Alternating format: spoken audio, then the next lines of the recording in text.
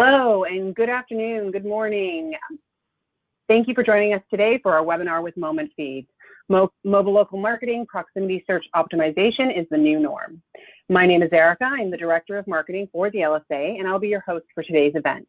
A few housekeeping items before we begin. This webinar is being recorded and will be circulated to all attendees with the presentation within 24 hours of the broadcast. Questions will be answered during the Q&A session at the end. However, you can ask questions at any time during the broadcast by using the question window in your control panel. If you require any assistance, just send a message via the question window and myself or another organizer will be happy to help. Our moderator for today is Charles Laughlin, one of our senior analysts here at the LSA. So without further delay, I will pass the mic to him. Charles? Thank you, Erica, and welcome everyone to the webinar. Thanks for joining us today. So today, we have Nick Hedges, who's the CEO of MomentFeed, who will be joining me today for our conversation about proximity search. And Nick, why don't you just briefly introduce yourself? You're a relatively new CEO, bringing some new perspective to the conversation about proximity. So why don't you just give us a brief intro of yourself, and then we'll get into the meat of the conversation. Okay, great. Thanks, Charles. Yes, I'm Nick Hedges. I joined MomentFeed as the CEO about 3 months ago, so definitely very new in the seat, and am extraordinarily excited about MomentFeed and the space that we occupy and sort of the value that we add to our customers. You know, my background, I started at Ogilvy more years ago than I care to remember. So started out my career in kind of advertising and marketing, but have spent the majority running fast growth technology companies, SaaS businesses, and so on. I had been doing a lot of research in the MarTech space around some of the kind of really kind of game-changing advances and directions that technology was going in. And frankly, one of the ones that sort of really had my interest and that I dug deep on was around proximity and how consumers are kind of using devices and technology to help them kind of navigate their world, and how that impacts services and products in retail, restaurants, etc. I had heard of MomentFeed, sort of understood a little bit about what they did. And as I dug in, I found that it was a company that was positioned to really kind of help every brand with a local presence to do better when it came to proximity. And so, was very excited to kind of be able to take the reins here at a kind of time when proximity is becoming such an critical battleground for every CMO of a brand with local presence. So yeah, couldn't be more excited. We have a very kind of steep growth trajectory ahead of us, and it's just a huge honor to be able to kind of lead the company through this. So yeah, that's me. That's great. Thanks. So MomentFeed has branded this methodology, actually, proximity search optimization. I believe it's your proprietary concept or methodology. So why don't you just define it for us precisely, and then we'll carry on from there. Yeah, so proximity search optimization, is not particularly complicated in what it's trying to achieve. It's essentially all of the things that are required to be done in order for a consumer to find a brand that is proximate to them. Other people might call it local SEO. We feel that that's an inaccurate term. It makes proximity search sound like a kind of category of SEO, and it's not. It's very different. Like, SEO is about finding a corporate website because of the density of links and keywords and so on. Proximity search is a much more kind of important, frankly, area for marketers, because it is doing the things that are much better understood in terms of impacting the signals that determine whether when a consumer does a search and they are looking for a product and service, whether they find a brand, whether it be in a Google 3-pack search, whether it be on an Apple map, whether it be because they're talking to Siri.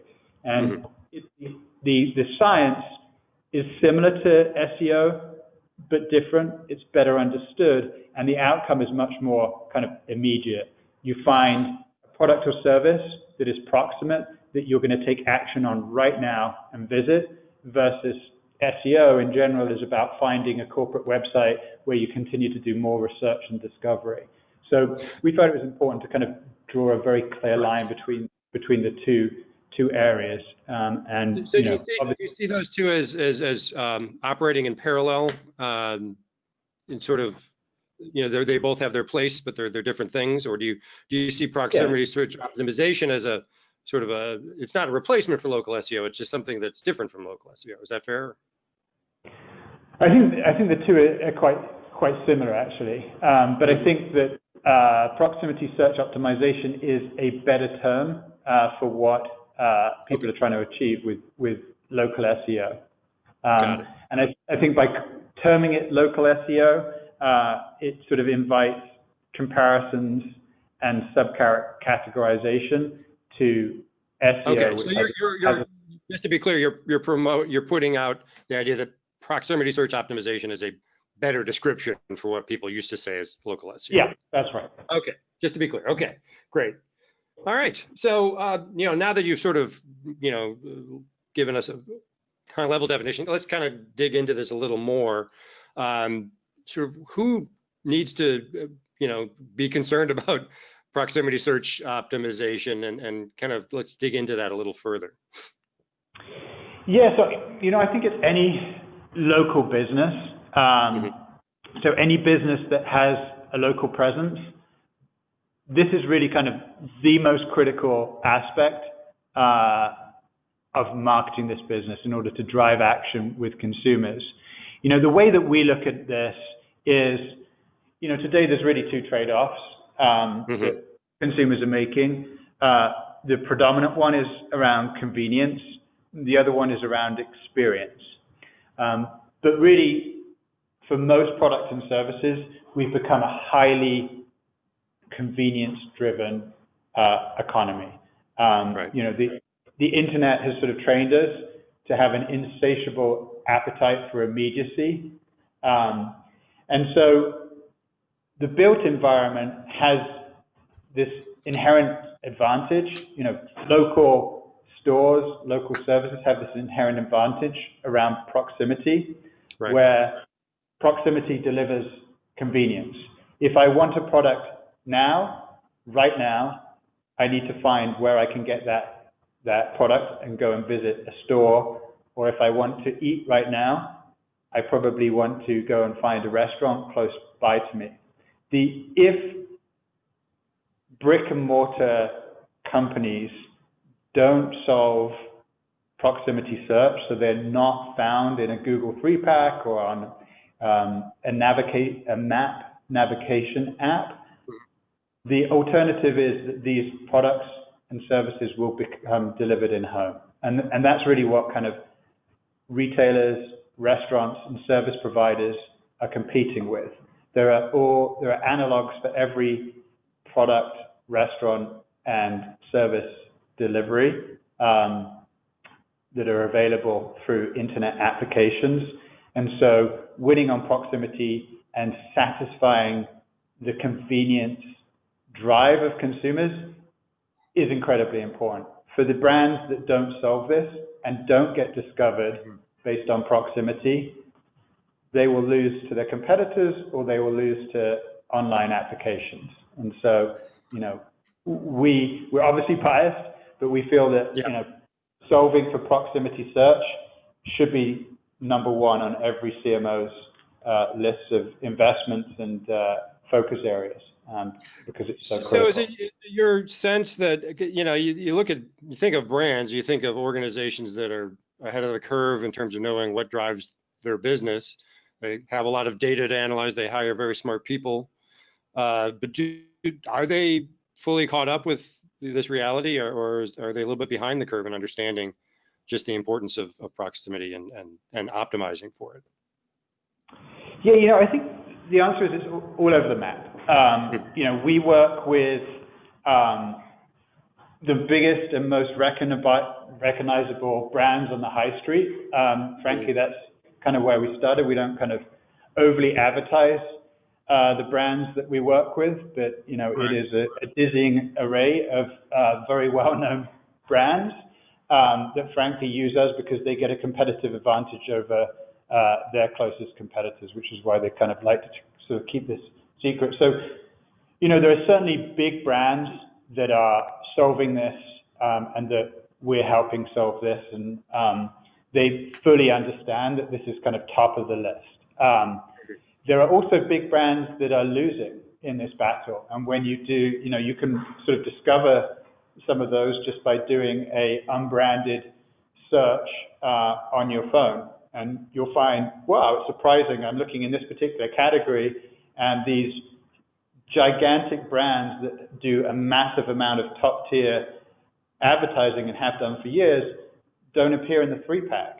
Well, that's because they have missed this. They have a blind spot to how important proximity search is. Frankly, they're investing hundreds of millions of dollars in TV and radio and print and online advertising in general. And yet, when it comes to a consumer saying, I'm hungry or I want to buy this product, their decision is driven by putting an unbranded search into a Google search box, and they're not finding that brand, and they're going and choosing a competitor. So there's definitely it's really quite surprising how some of the big brands are on top of this. And then, let's not just talk about big enterprise customers. We work with some regional up-and-coming brands, relatively new, that are getting a distinct advantage over bigger, better-known competitors. Well, I was going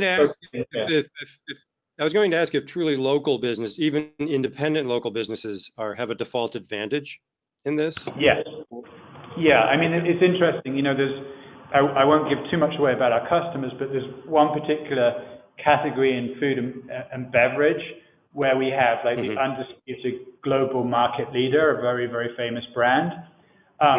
And their biggest competition is the local, what you could call the mom and pop, the sort of local competitors, because when you have one store or maybe two, you can actually sort of you invest so much energy into the marketing of these one or two stores that you inadvertently are often doing a lot of the things required to sort of drive without even knowing proximity search necessarily. They're doing the things that optimize for it, right? So yeah, they're sort of unaware that they're doing it, but because they're responding to reviews, they've got a great local social presence, they're sort of getting their data correct everywhere they possibly can on the internet, and they're sort of investing tens of hours every month, if not more, on the aspects that impact proximity search. They're actually ranking in a very competitive way against the multinational brands and the sort of local, global brands in their category. And so, interestingly, this brand in particular that I'm talking about, they're like, our competitor is not A, B, and C when it comes to this. It's the local, the local kind of mom and pop stores that have a following that are kind of really kind of doing all the right things. And that's why we need, platforms like MomentFeed that enable us to operate at scale and get all of these things right. Okay. So mobile, obviously, this data point, I think, is not a surprise or news to anyone that, mobile is now sort of the majority of search. Right. Yeah, but so we sort of all knew this, but what does this mean for the conversation we're having? And, how much of this behavior you're talking about is really driven by this statistic?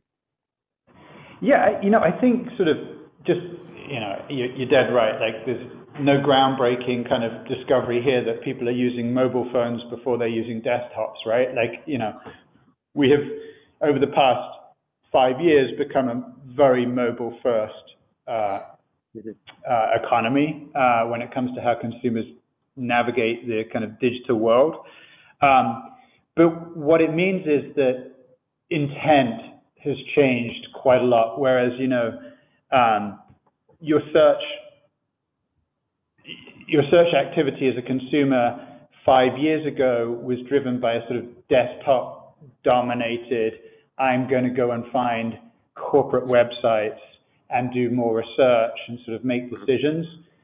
Search has become sort of innately immediate in terms of the way that it's used as a tool. It has become the way that people navigate what they're doing right now versus what they're planning to do at some unspecified time in the future. And that's really kind of what mobile has done, because you're mobile, you're like moving around. When you're using search on a mobile phone or a mobile device, you are much more likely to be sort of doing a search that is relevant to your geolocation at that point in time. So it's kind of fundamentally shifted the search response. Yeah, this sort of naturally makes brand secondary in some sense. Yeah, it does. I mean, I think one of the things that it does is because mobile is where search is happening. It means that proximity becomes a lot more relevant. Whether someone is doing a search, so let's take 5, 3, maybe even 2 years ago, if someone was doing a search and they were looking for a product or they were looking for a service, they knew that they needed to put some kind of marker in what they were doing to say that this was a proximity search. And so we used to call it, and some people still do, near me searches, right? Like nearby. Yeah. Right. Copy nearby. That is all sort of baked into the cake now. That's assumed in the search. It's 100% assumed. And, now what consumers have recognized is I don't need to put coffee near me, and I certainly don't need to say top 10 restaurant in Chicago. Google knows that intent is almost always on a mobile phone when it's related to a product or service around proximity. Where is this product or service near me? Interestingly, what Google and others have realized is whether that happens on a mobile or a desktop, actually proximity is kind of the modus for most searches. In other words, if I do a desktop search today for ceiling fans, yes, it will give me information about where I can purchase a ceiling fan online. It will bring up shopping and the ability to kind of order a ceiling fan. But it also knows that if I'm putting in ceiling fans, there's a good chance that I need a ceiling fan now, and I probably want to know where I can buy one locally. And so it will also give me a map and a 3-pack on my desktop search, telling me based on my current geolocation, even though I'm not mobile, where I can buy ceiling fans right now. And so, nearly every search that we do today is correctly being interpreted by the search engines or the devices that we're using as the intent being proximity oriented, which is sort of going back to my first point, kind of one of the things that really drew me to the position I'm now in, just how proximity is becoming this pervasive underpinning currency of intent for everyone's kind of interactions with their devices today. And I think another thing that the mobile form factor has driven is this notion of lack of tolerance for mistakes or insufficient results or inaccurate results. It's increased the because people are searching on a mobile device. They're looking for something local. They're not willing to sort of repeat the search or refine the search as much. They need to get a result, an accurate result immediately. Yeah, that's right. So, I mean, I think the networks that have become the most valuable companies on the planet, the Facebooks, the Googles, the Apples, they've done so because they've recognized that they need to give consumers what they want, and they do it very, very well with a huge amount of kind of data and a great deal more kind of intellectual bandwidth than we could probably ever imagine. And what they have determined is a consumer wants to be satiated quickly when they're looking for something, and they don't want to go and do further research on a corporate website or go to kind of some kind of directory. If they're looking for coffee or a burger, or they're looking for a shirt or a ceiling fan or whatever, or a doctor or whatever it may be, the sooner that you can give them the exact information they're looking for, the more satiated they're going to be. And frankly, the closer the search network gets to revenue generation, right? Like these searches are now leading to, predominantly to action within 24 hours. It's a very immediate kind of connection to revenue, which is clearly what the networks want to do, because it kind of increases their value to their customers. Right. Okay. So no surprise here again, the notion of proximity search being predominant. But let's move on to I think this is the point that we really kind of want to spend a lot of time on, which is this notion of unbranded search, which we've already sort of brought up. 2/3 of proximity searches are unbranded. That's a staggering number. And I think a lot of things that we've been talking about have led up to this. I think the mobile form factor. But what other things have sort of driven this reduction in the importance of brand in search behavior? It's kind of staggering, right? Like for someone who started their career doing TV advertising for big brands at Ogilvy and Mather, it's kind of depressing how you do all this fantastic creative work and spend your life as a marketer kind of trying to drive people to your brand, and then when it comes down to it, 2/3 of the decision-making searches are unbranded. I don't think it talks to, a lessening of the importance of brands per se, but what I do think it talks to is when search is happening, when proximity search is happening, consumers are getting what they want, and they are sort of inadvertently, implicitly being trained by the search devices, whether that be on a map or whether that be through a pure search engine, that they get a more useful result when they don't specify. In other words, when I do a search for coffee, I get choices. When I do a search for a coffee brand, I'm only going to get that as the response. And so, consumers, just as they're now kind of dropping near me from their search terms, they're dropping branded, because they just get a better result, one where they have some choice. They know that they're going to drink coffee. They probably want to go to a particular coffee shop, but hey, why not see what's even closer? Maybe there's an interesting option that I haven't considered. I don't know if there's data that connects these dots, but is there a correlation between reduction in branded search and reduction in brand loyalty? I would imagine there is, but I don't know if we can make that correlation here. But it would stand to reason. Yeah, it certainly would stand to reason. And I think there's sort of this sort of interplay that I talked about a little bit earlier between convenience and experience, right? Like where convenience is a big driver, the chances of an unbranded search are higher. When experience really does matter, and I think brands have to be very, very honest with themselves about the extent to which experience does matter. Obviously, the brand comes into play. And so that's the kind of interesting nexus of how your kind of online reputation plays into kind of proximity search as well, right? Like how you get to be you figured out proximity search, you're kind of ranking on the map, or you're ranking on the kind of 3-pack, but how do you make sure that you have 7,000 5-star reviews and you're the kind of company that gets chosen?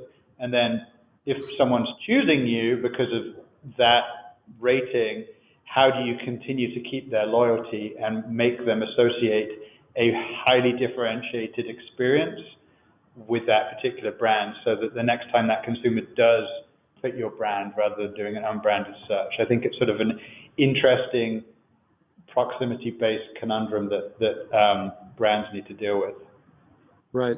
And just one last point on this, you sort of mentioned that, all the money they're spending and then on, brand advertising.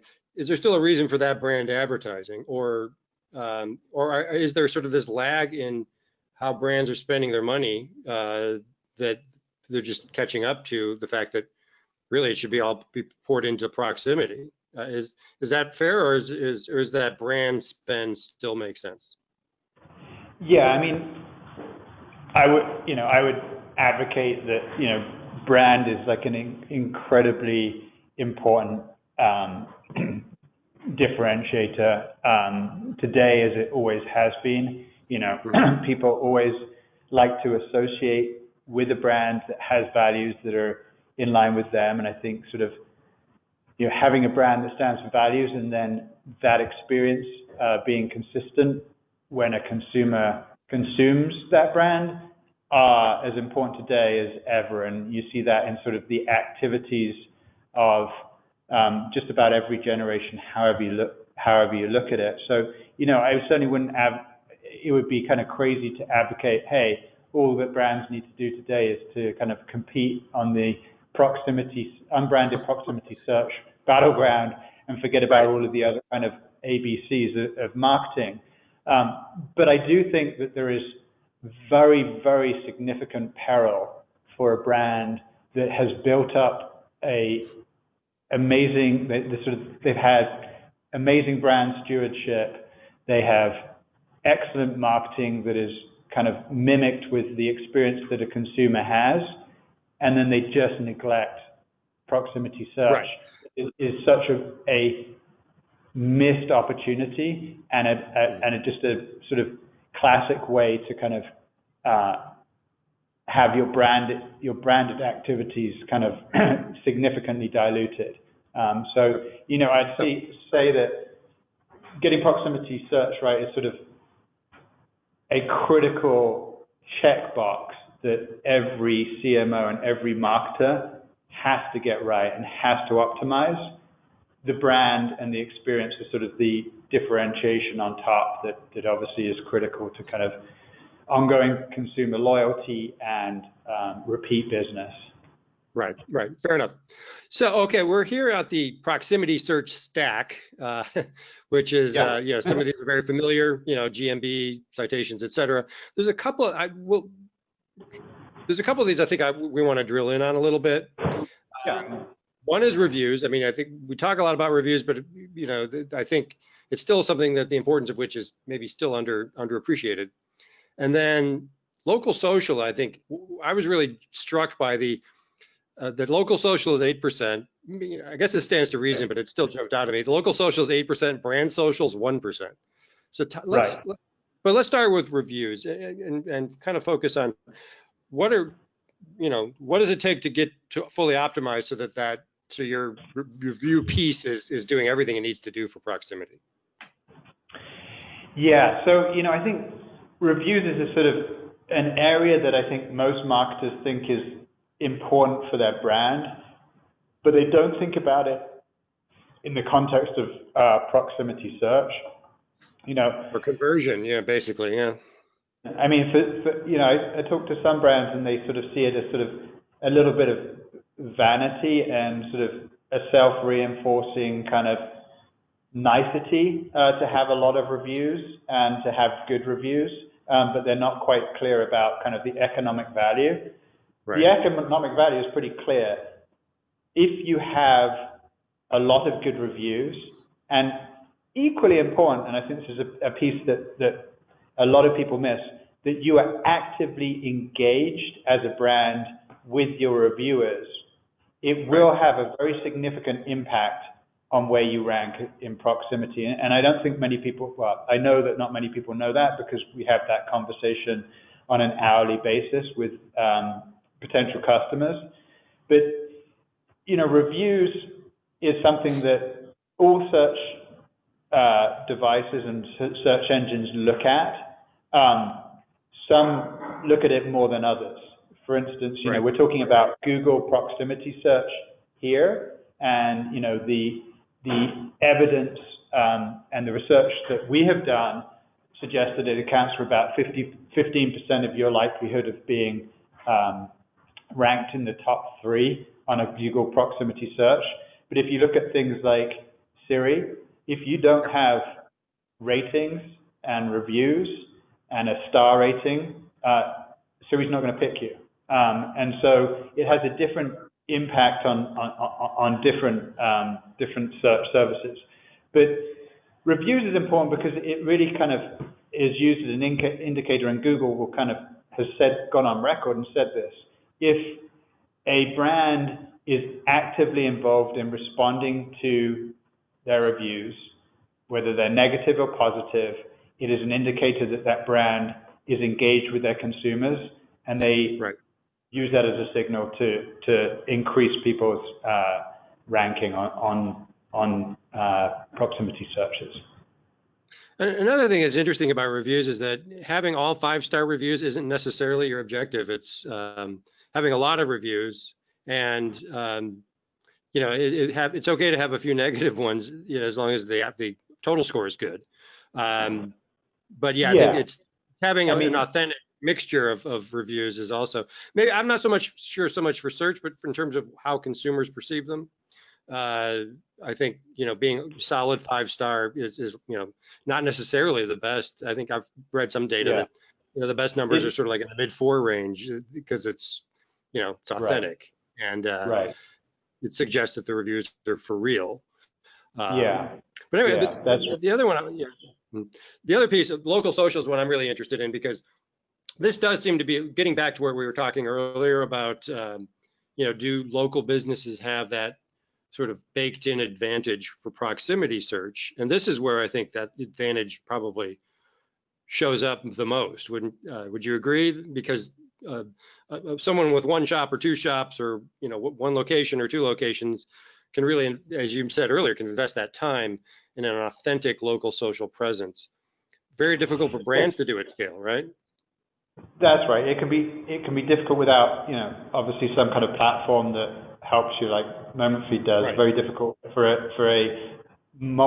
big multi-location brand to do this, and it is a kind of inherent advantage for a kind of local store or local restaurant or wherever it may be, because they tend to be pretty active on social, because they're so invested as proprietors in the business, in sort of that communication channel, which is ostensibly free.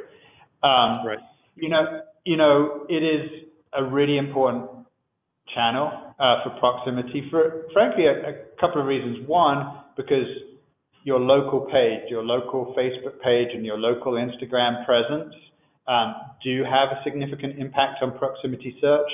I think the other aspect is it's a slightly more controllable aspect of your proximity search, in that you can figure out what keywords are most important and sort of follow a more kind of SEO-like strategy, where your social presence mimics the keywords for which you want to be found. So it's a sort of much more controllable, unbranded proximity search optimization tool than most people realize. In other words, the strategy that we recommend is really kind of uncovering what are the kind of values and experience of your brand that consumers most value, and what are they looking to find, and then use that as a keyword strategy to drive the content that you have on local social.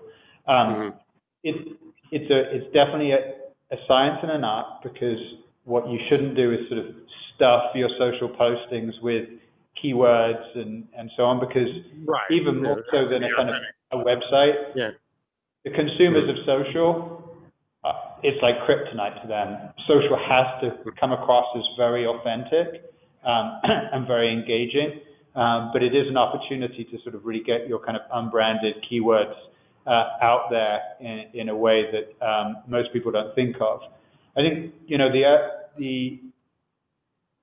other thing about social that's sort of interesting. The analogy that people have talked about here is if you think about how a search device looks at social, with restaurants, it's a little bit like when you're walking down the high street and you look inside the window of a restaurant, and you kind of judge whether you're going to go in there based on whether people are happy, whether they seem engaged, whether there's a lot of people there and it's sort of a bustling environment, and you'll probably go in if you see those things. Right. Well, your local social presence is the equivalent of that delivered digitally, right? So whether someone is going to kind of enjoy this brand is largely dependent on the engagement of your social channel. And so it sort of operates like this kind of window front to your restaurant or to your store that shows sort of the level of engagement.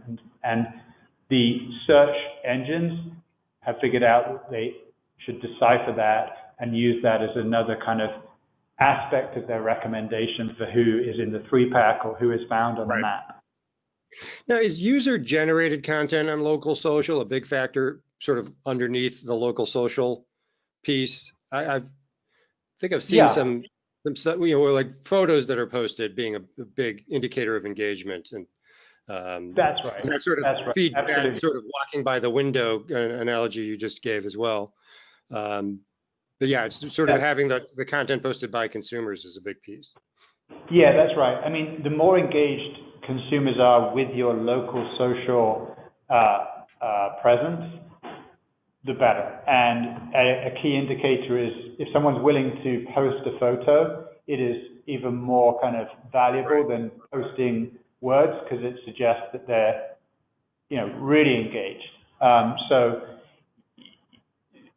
the key for a brand is figuring out how they deliver authentic content that engages the consumer on their local social channels, so that you get this kind of bustling environment. Because just having a Facebook page doesn't get it done. Right. You have to have to continuously be providing content that engages consumers. And I think I talk a lot about local social, but it's probably worth sort of making a clear point. Most brands focus on their brand social. It's like their corporate Facebook page, it's their corporate Instagram presence. Mm-hmm. That doesn't have very much impact on proximity search at all. But it's where kind of brand managers, marketers tend to sort of naturally orient for obvious reasons. Right. It's they can control that fully, right? And from where they sit, and yeah. Yeah, exactly. And there's some great tools for managing your kind of corporate brand social presence that a lot of brands focus on, but it's not going to have very much impact on proximity search.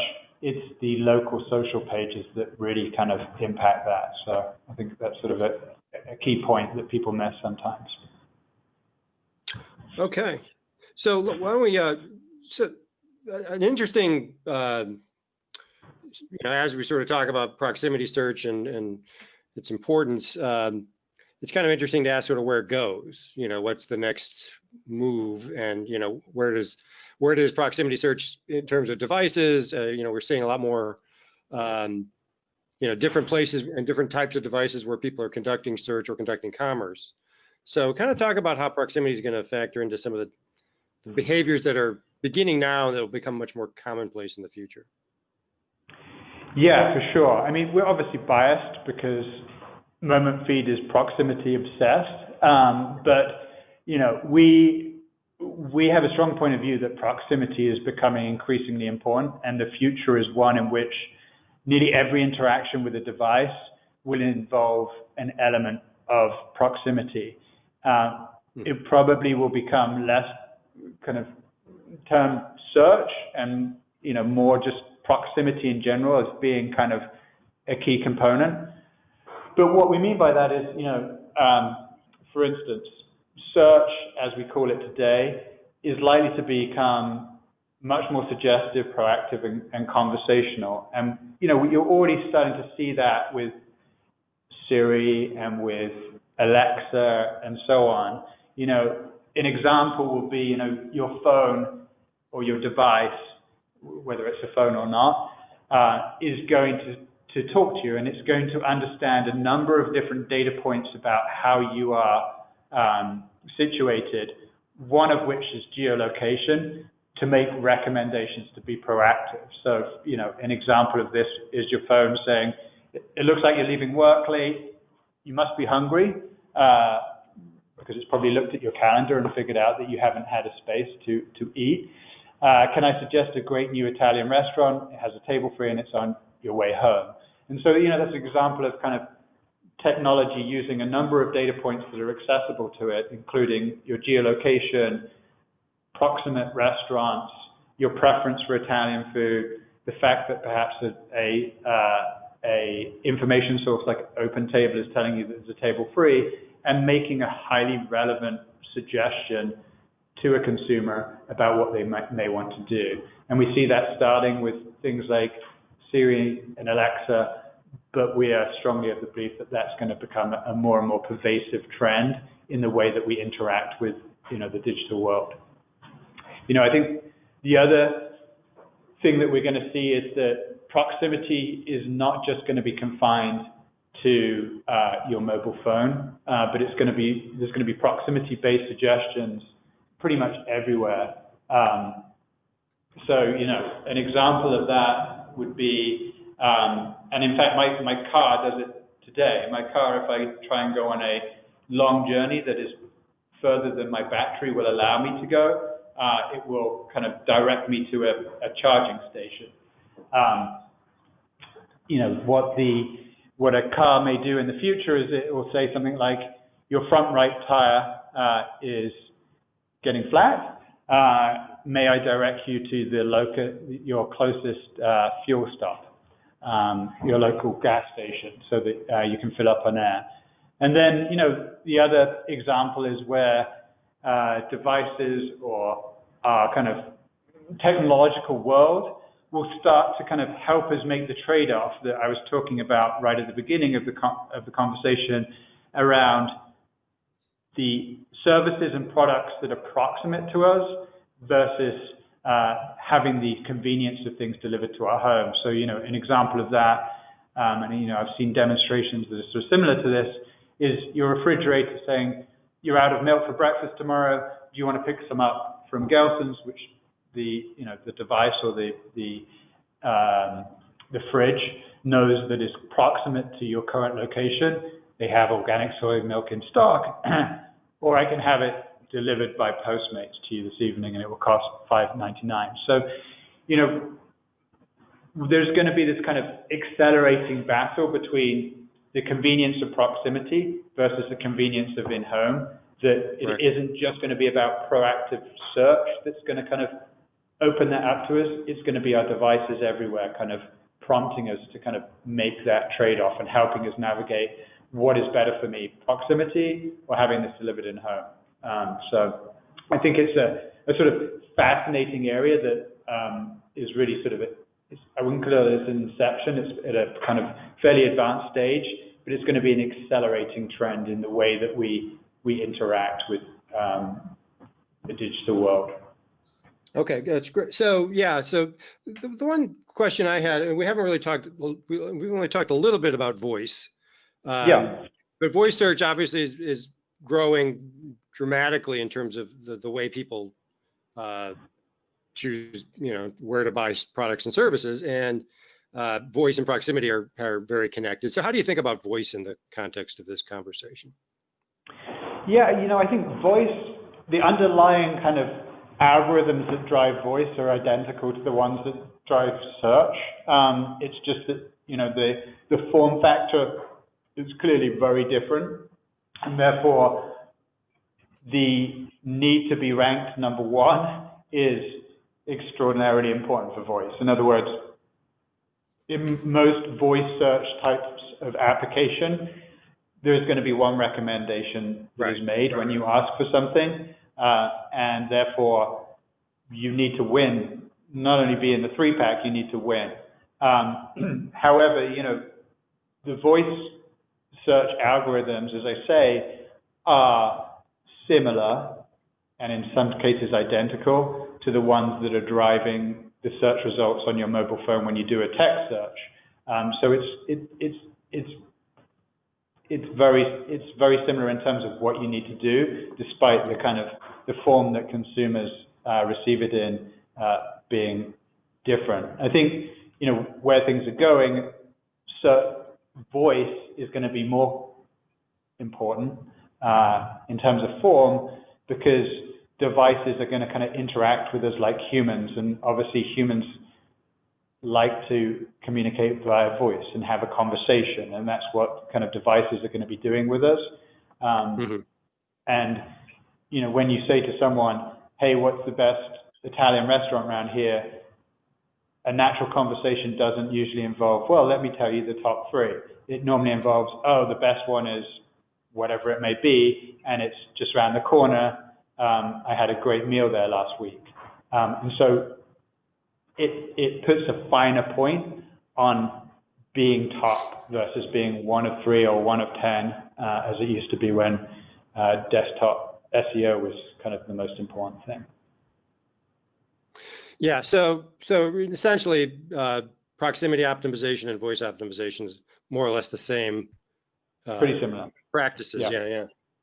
So kind of is getting back a little bit to this branded versus non-branded discussion. Maybe we ought to sort of get into a clearer understanding of where does brand fit in ultimately. And we talked earlier about how it's still important, but will unbranded search become an even greater percentage? It seems to be that that's where things are heading. And so what are the implications? Let's get more into the implications for brands of how brands will matter going forward, and in what role they will play in search. Yeah, so I think there's a couple of things, right? So people are still going to do branded search. If a marketer has done an extraordinary job, a brand becomes the only brand that someone can think of when they're thinking of a category, right? Like they don't really think of the category in general, they just think of the brand, and the two become synonymous. That's the kind of holy grail for any brand marketer. And that's going to continue. People are still going to do branded searches. Right. When it comes to proximity, though, branded search is going to continue to decline pretty precipitously, because when someone's doing a proximity-based search, they are looking for what's in their proximity, and they are being trained, as I've talked about, to kind of look for options versus necessarily being as brand loyal as marketers would like. So I think the work that needs to happen for most brands is focusing on this kind of transition to unbranded search, and how proximity search optimization is optimized around the kind of the non-branded terms more than anything else. Right. And where does one of the things I think about a lot is sort of the importance of customer experience in a way as a proxy for brand. And and so could you talk a little bit about how that factors? I don't know if it's necessarily a ranking factor, but it's sort of it's hangs over all of this, really. Yeah, it does. And actually, it's a good point, because I sort of didn't mention it just now in what I was saying. But although unbranded search is kind of the fast accelerating way that people kind of navigate their worlds, the brand is still very important. Like, people's experience with the brand and people's brand perceptions is very important. You're not on a regular search, a non-voice search, you are delivered multiple different options, right? And so even if you're ranked number 1 on a 3-pack, it doesn't really matter if you're not the choice that is clicked upon. And when people are making a decision about which one to click in on and actually visit or call, that's when brand matters. Yeah. The brand matters. And the experience that someone has had of that brand in the past matters. They'll obviously look at the kind of the rating. The consumer will look at the rating to some extent. But if they have a relationship with a brand that appears on the 3-pack, they're much more likely to click on that brand, provided that that's a positive relationship, than they are the others that come up. So, brand will always be important. Consumer experience is extraordinarily important. But, in terms of showing up, your brand counts for nothing if someone does a search, you don't show up, and they go and visit your competitor. Right. Okay, so why don't we kind of start moving into, we're going to save a little bit of time for Q&A, but before we go there, is there somewhere that folks can go to learn more about MomentFeed or what you're up to, and any place you want to direct them to learn more? Yeah. I understand you got a new report out. Yeah, so obviously, we have a website, momentfeed.com. If folks go to momentfeed.com/resources, there's a number of interesting pieces of collateral that relate to how to go about optimizing proximity search. A recent white paper that we have, the Mobile Local Last Mile, talks specifically about that. And what we try and do is to provide a kind of holistic, all-encompassing view of all of the signals that go into proximity search, and that's frankly what our platform is uniquely designed to do as well. So that's where people should find out about MomentFeed if they're interested. Great. Okay, well, we've saved a little bit of time for questions, so we've got a few in the queue, but if anyone out there wants to ask a question, please just type it into your question window, and I will try to get to it. And the ones we don't get to, we do capture them, and we will be able to respond to you offline later on.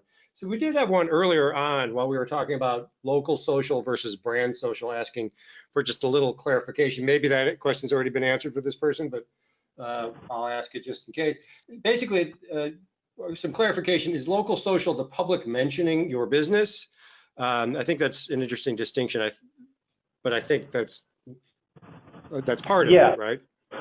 Yeah, so local social is the social presence of an individual store location, whether that be a restaurant, a service, or a retail establishment or a financial service establishment.